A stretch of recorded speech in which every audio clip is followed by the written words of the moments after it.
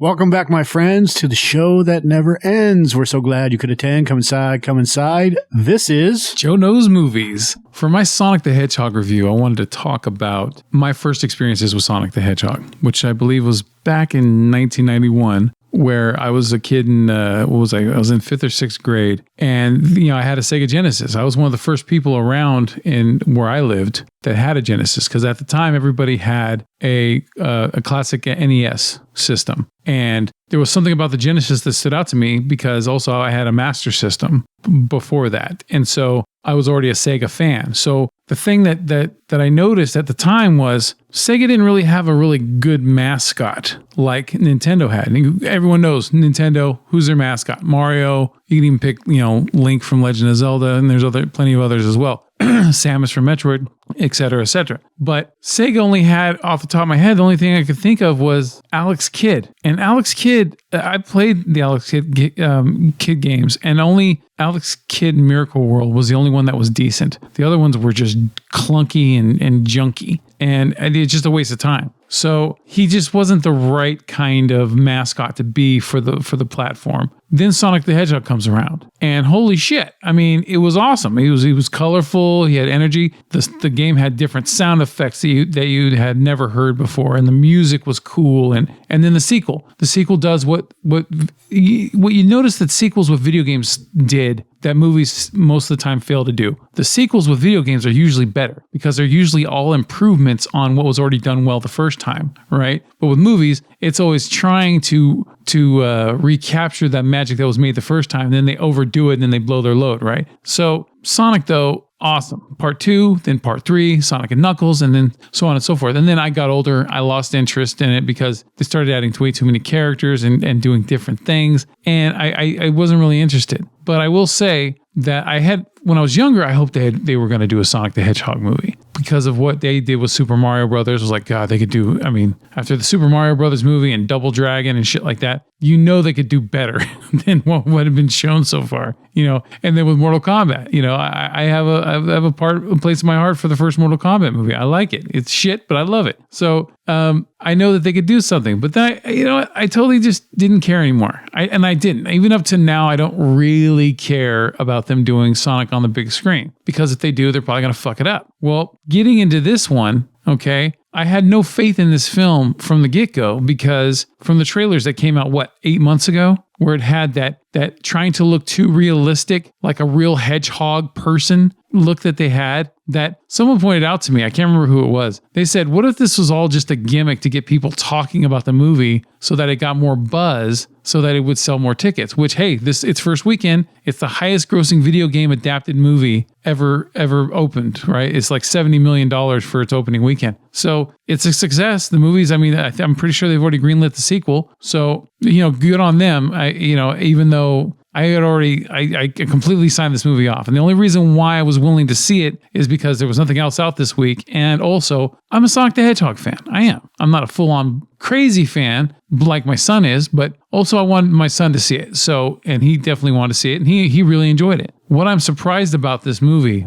is that it does not suck. There are things about it that suck, absolutely. But this movie was never boring to me. It was never a waste of time.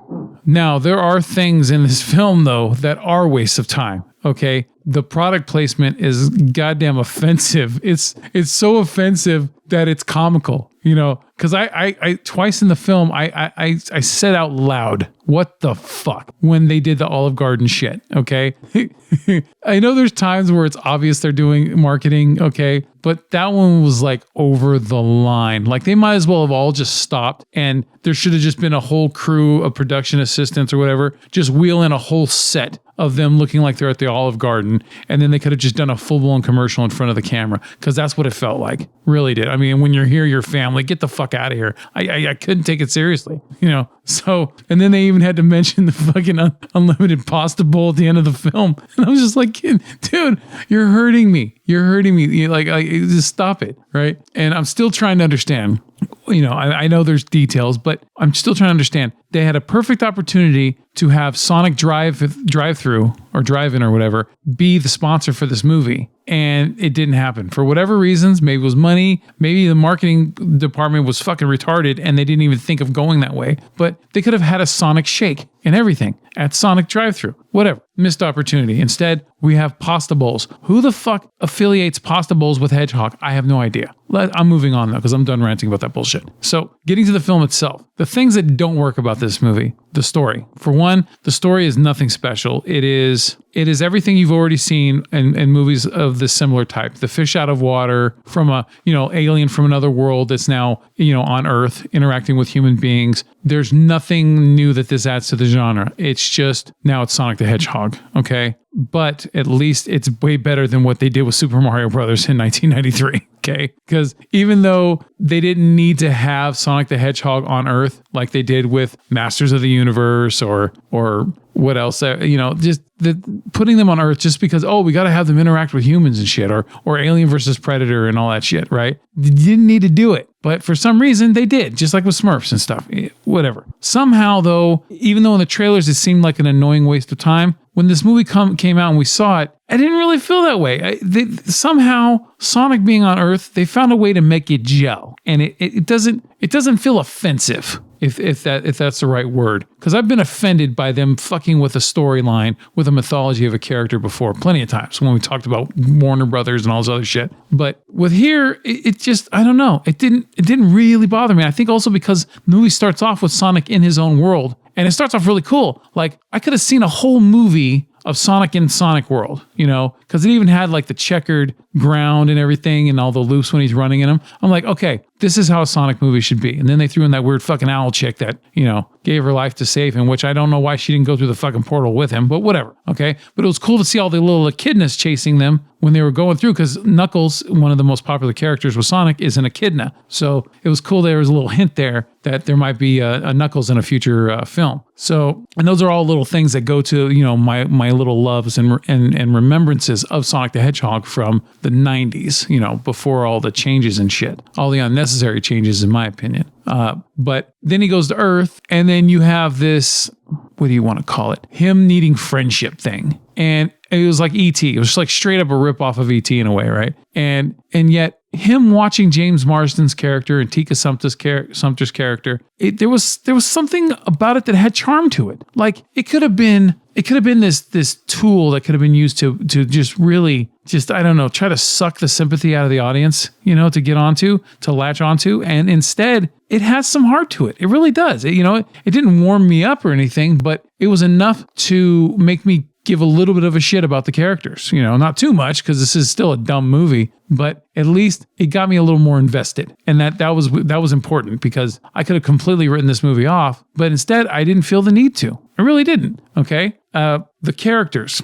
Of course, Sonic the Hedgehog, voiced by Ben Schwartz, I think that's his name. I don't think that anyone else could have done a better job, except maybe if you could have got Jaleel White to come back from voicing the cartoon character of Sonic from a long time ago. But otherwise, you know what? He did perfectly fine. And the portrayal of Sonic, I don't think they did anything wrong that I can think of. He fit into place. He didn't feel wrong. He didn't feel sacrilegious to the character. He did what he did, and it worked for the most part. I mean, there's character decisions that made no sense, and it was because of a shitty plot. Like parts where he could have just ran up a building and grabbed his fucking rings instantly, and then they would have been out of trouble, but they didn't do it. Instead, they got to go up to an elevator, so you have this funny moment with him in a bag and stuff, and there's more laid out drama, which it's going to start some shit. But whatever. It's a kid's movie, and that's one of the things I had to take into account, is that my 42-year-old brain is trying to take this movie in as an adult-oriented feature, no porn, of course. And I had to dismiss that. I'm like, dude, this is more directed towards kids. So it doesn't need to be too smart, even though it's dumbed down. It's a little too dumbed down. Kids are smarter now than they used to be, I think. And so the movie didn't need to be this dumb, but whatever. I've seen a tons worse than that. So anyway, this movie has a shit ton of wasted characters, pointless characters, and unnecessary characters. For one, the character of Wade, who is like the co-deputy or whatever, he was there for comedic slapstick type shit, and he was a completely useless character. He didn't add anything to the movie. He didn't add anything funny. He was just there so that James Marsden's character had someone to validate the fact that he was a cop. Otherwise, though, he's just this guy sitting there making stupid comments. Complete waste of a character. Rachel, Tika Sumter's sister in the movie. Holy shit. She was the worst character in this film, in my opinion, because she was thrown in for this unnecessary conflict that had no business being in this movie. James Marsden's character is a good man. He's a good husband. He works, everyone loves and respects him in this town. Yet for some weird reason, the disapproving sister-in-law keeps running him down. It makes no sense, and it feels completely and totally forced. And her character's just bitching and complaining, and she finally has, like, the last time they show her, the final time they show her, she does something kind of funny, so it didn't make, at least her character went out on a decent note, but leading up to it, it's like, shut the fuck up. It felt like just like with Jim Carrey's character, which I'm about to get to in a minute, it's like, why isn't anyone just smacking her in the mouth and telling her, shut the fuck up, okay? We've heard your opinion, we don't want to hear it anymore, Maybe like people listening to me talk about these movies.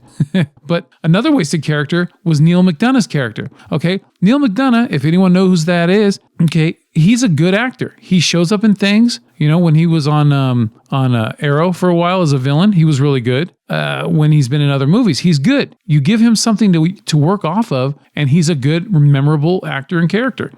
So to have him in this movie for one scene, I believe he's only in one scene, just so that the scene in the trailer where Jim Carrey comes and just completely talks down to this guy, this established military fucking officer. But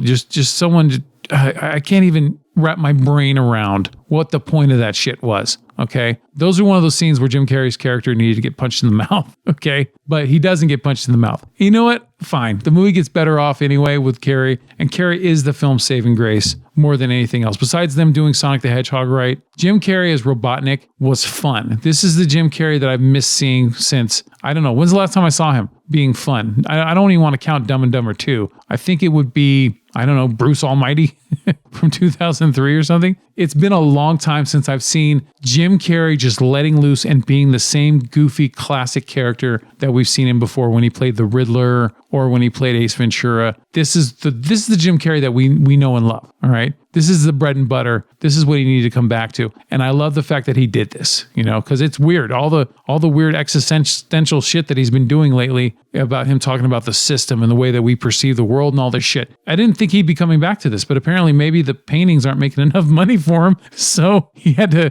do one of these big blockbusters to come on back with. You know what? And I'm all for it. You know what? Let him go do the things that he wants to go do, but you know what? Bring us back. It's like with the Eddie Murphy shit. I want to see him do stand-up again, which he's going to do. So, because there's some things that you miss because that's what they're good at. He's good at this shit. Jim Carrey is awesome playing this character, and I had fun with him. All right. If the writing had been better, I think there'd be a little more meat for him to work off of, but whatever. It's not detrimental to the film. He made the film much better because he was in it. All right. There's not any other real characters worth mentioning. I mean, those are the main characters. Okay. James Marsden character, his character is just not, how would I put it? He just toes the line. He's an important character for Sonic, but there's nothing too special about him. There's nothing negative about him. He's just there. He's just there for Sonic to work off of, which if you think about it, maybe he's unnecessary too, because even though Sonic needs a friend, I don't know. Maybe it would have been better if just Sonic and Tails had both shown up together and they could just work off each other throughout the film. I don't know. Maybe we'll see that with the sequel. I have no idea. But do I recommend this movie? I do recommend it. If you have kids, absolutely. Kids will like the message about friendship, and the visuals are good. Let me correct myself. The visuals for Robotnik and all of his devices were really cool. There's a lot of times where they're on the screen and they actually look real. They look like they're real devices that they had there, like someone holding a green screen stick or something, holding them up or something, but they looked real. And the Sonic animations and all the stuff he was doing, there was times where it was way too CG, and there was also like size problems. I could tell there were some times where they made the Sonic characters shorter than before. And I think that that's just an error in the editing process with all the changes that they made with the more realistic looking one before they changed it all up. But whatever. The effects aren't detrimental to the film. I mean, it adds to it. It makes it more video game-ish. And so I guess that's the, that in a way, I guess that's important. So what I think about all of the Easter eggs and stuff that are in it, none of them seem to be in your face. And it was a cool thing, because we see a lot of things now that like to do an in your face. Remember this? Oh, remember this? Here's a reference here, No, in this one, it was more like things that if you already knew about Sonic, you got it. Or like little tones in the music and stuff like that. So I appreciated the fact that they didn't shove it down your throat. Like, remember this Sonic reference, and all this shit. And then I like the fact that it ends with Tails showing up. So it shows that that Tails is going to be in a future installment, because they're going to make sequels to this. So I recommend seeing this if you like Sonic. If you have kids, I recommend seeing it. If you don't like Sonic and you don't have kids, it's not for you. It really, I wouldn't recommend it any other way. All right. So I don't think I have anything else to say about this movie. That's it. Go see it if you like Sonic. Otherwise, don't see it. That's just your opinion.